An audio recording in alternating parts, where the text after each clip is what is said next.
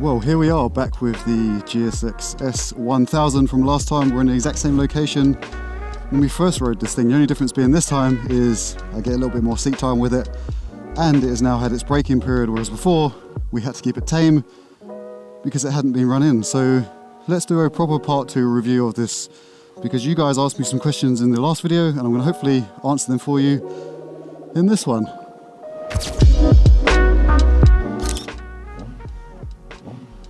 Gotta love these beefy 1000s, even with a stock exhaust. This thing does sound grunty.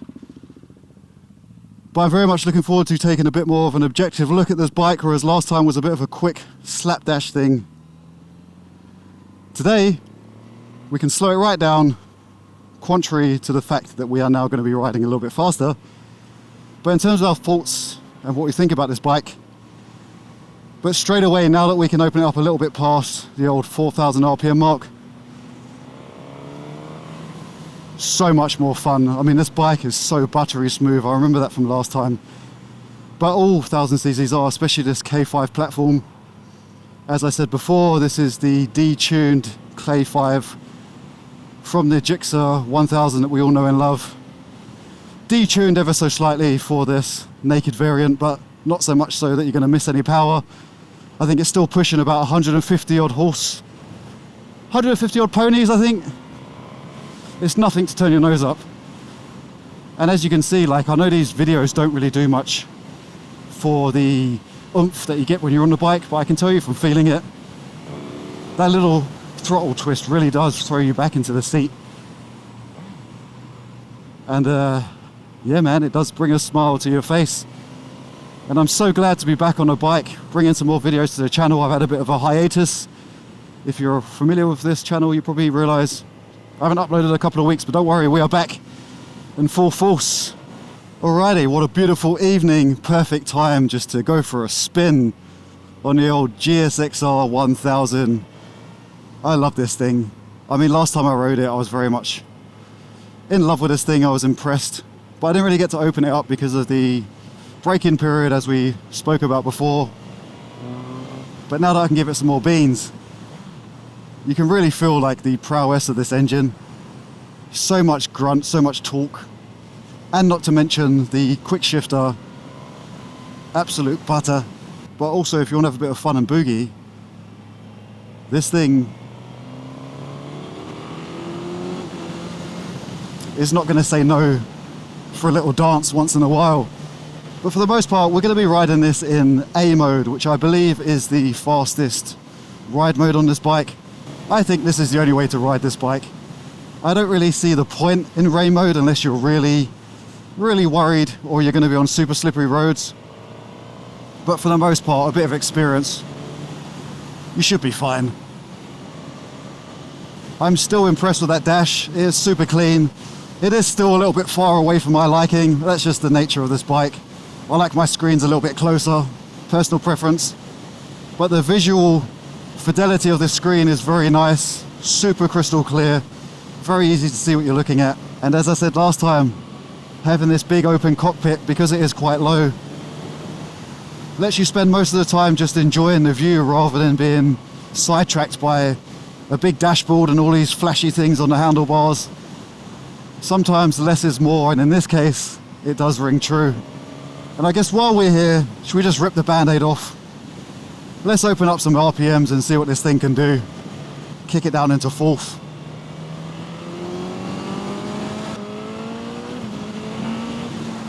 Yeah, this thing moves exactly as you expect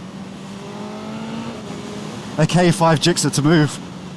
Ridiculous is the main word I can think of. Absolutely ridiculous. But just take my word for it, this thing has plenty of power and will easily get you into trouble, let me tell you that. Couple of downshifts. Just incredible. But look at the view. Not a bad place to be riding a Gixxer foul, if you ask me. Not a bad place at all. So, a few of you did ask me on the last video, what is the handling like? Now I've been on it a couple more times and got a bit more seat time. This thing really does hold a line very well, and the comfort of this is actually quite nice. The seating position is a very good middle ground between sporty and laid back as far as naked bikes go.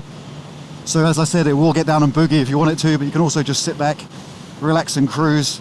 The seat is very soft. This is the stock seat. I'm sure you can get a comfort version if you really wanted to, but I couldn't really see the need for one. It's already comfy enough in my eyes. I've ridden far worse than this. It does have fully adjustable front and rear suspension. I believe the rear is fully adjustable. Man, these downshifts are absolute butter. And the upshifts too. Absolute magic. But while we're here, let me just remind you, please do hit that like and subscribe. I appreciate every single one of you for being here, and do let me know if you want to see any other bikes on the channel. Just drop a suggestion in the comments, and if I can get hold of one, I'll definitely bring it to the channel. But I don't plan on stopping making videos anytime soon, so hopefully if you want to see more stuff like this, hit that subscribe, hit the notification bell, and give me a nice little thumbs up in the comments. But let me just say, if you are in the market or thinking about getting a GSX-S1000, right? You're probably going to be in a couple of brackets. One, you're going to be budget friendly. I think a lot of people look at this bike because it is a lot cheaper than other variants. Two, you really want the bike. Three, you're just kind of open to kind of looking at what's on the market. Well, let me give a bit of input on that, shall I? If I was to recommend this bike, or should I recommend it, I would say 1,000 times yes, because value for money, you can't go wrong with this platform. You get all of the top end electronics. Ooh, big bump.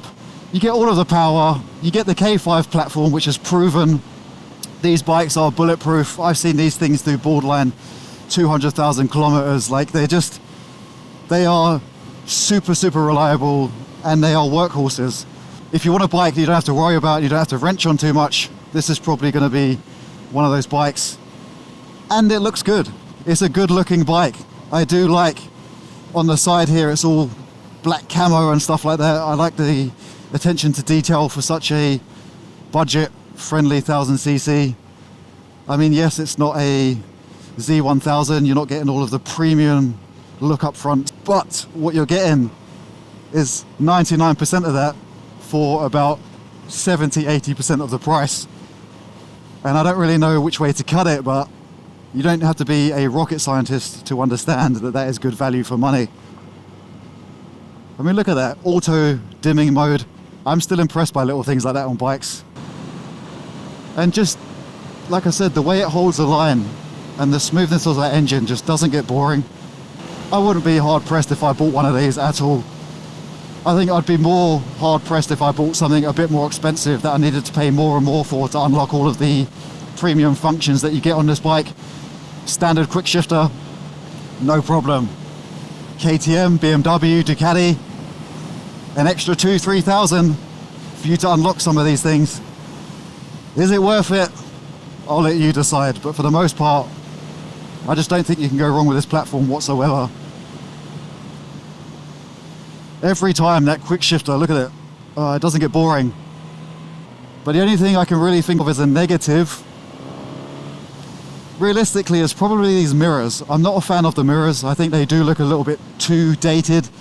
Most people will swap these out, and they're not the best. Like, they don't give you too much in terms of adjustability. Like, you literally have to yank the whole arm around. Yeah, it doesn't move much, and I'm really trying to yank on that. So I'm not a fan of those.